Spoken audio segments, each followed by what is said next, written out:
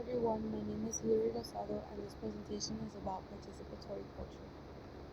Understanding participatory culture. In the first reading by Henry Jenkins, he is able to explain that participatory culture is about learning through creating, sharing, and collaborating, not just consuming media. He explains that schools need to help students develop new media literacy skills, which go above and beyond technical skills.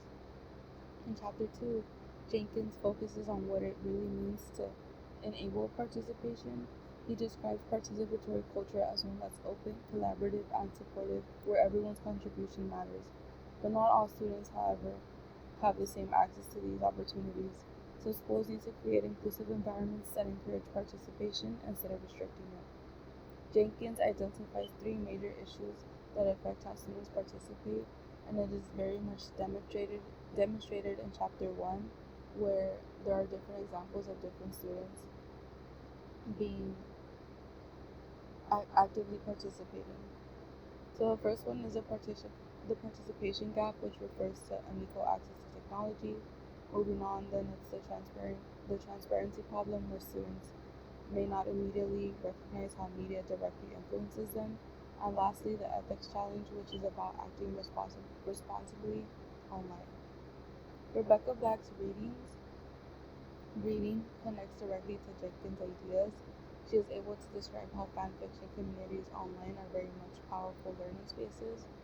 Young students write, share feedback, and even practice new languages through storytelling.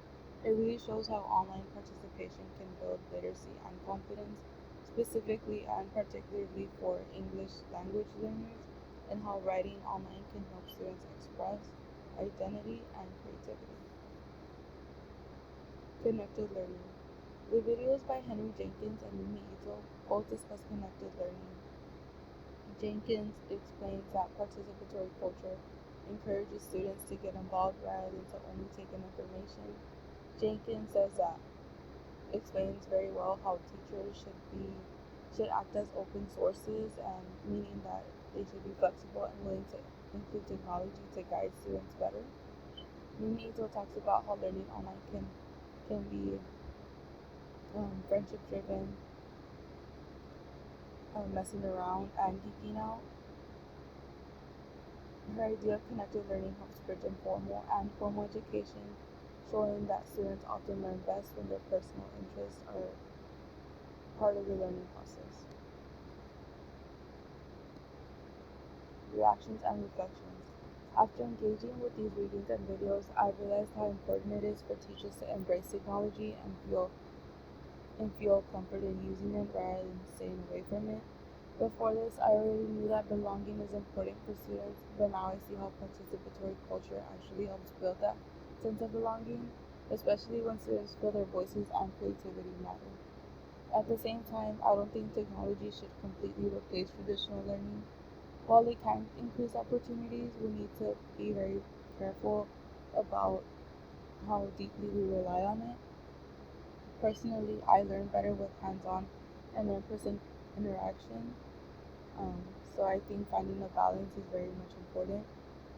I do agree with Jenkins that schools should make participation possible for all students, but that's easier said than done. Many underfunded schools still don't have enough devices or reliable internet. For example, my own high school struggled to provide laptops or Wi-Fi hotspots to every student, so equity was very much a major challenge then. Overall, I really like the idea of participatory learning because it empowers students to create, collaborate, and express themselves. But I believe the key is balance and supporting and support for both teachers and students. Thank you so much for watching my presentation.